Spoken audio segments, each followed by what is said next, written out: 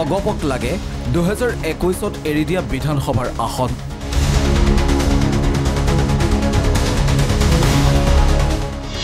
বিজেপিক এৰি দিয়া আসন এইবাৰ ঘূৰাই বিচাৰিব দলটোৱে।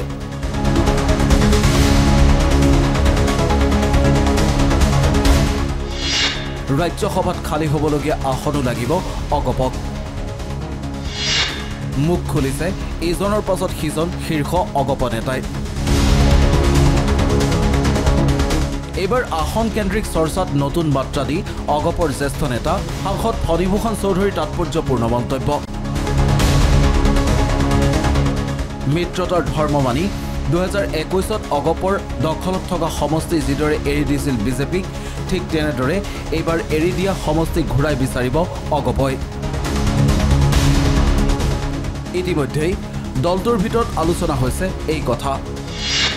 2021তকৈ অধিক সমষ্টিত প্ৰতিদ্বন্দ্বিতা কৰিব অগপই।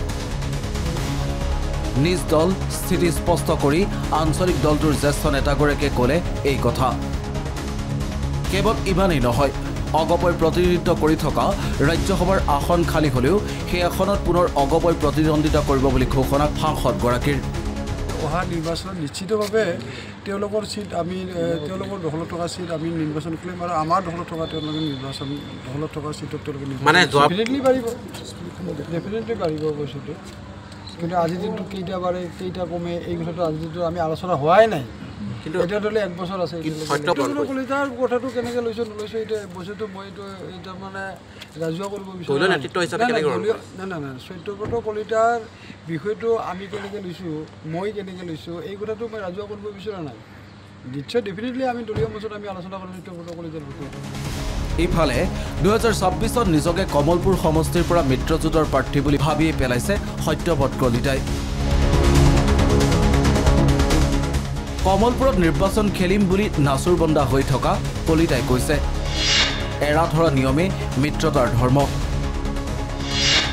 কমলপুৰত শক্তি অগপৰ ভেটি বুলি কিয় কৈছে? আমাৰ যিখিনি আমাৰ অসম গণ পৰিষদৰ ভেটি থকা শক্তিশালী ৰূপত থকা সমষ্টি আছে, বহুত সমষ্টি আছে তেনেকৈ। আমাৰ পলাশবাৰী আছে, চিপাঝাৰ আছে, মঙলদৈ আছে, ৰঙিয়া আছে, নলবাৰী আছে।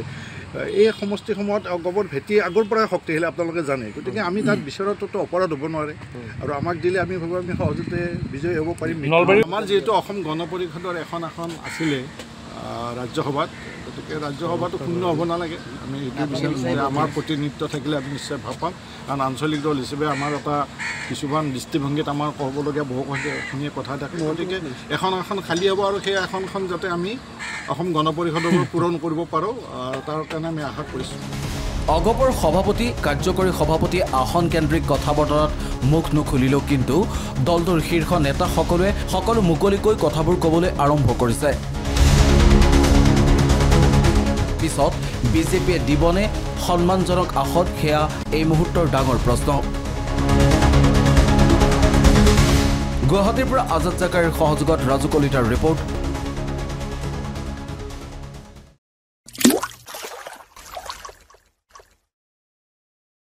अन्नपूर्णा काव घी देश के हर एक खाने को लजीज बनाता है।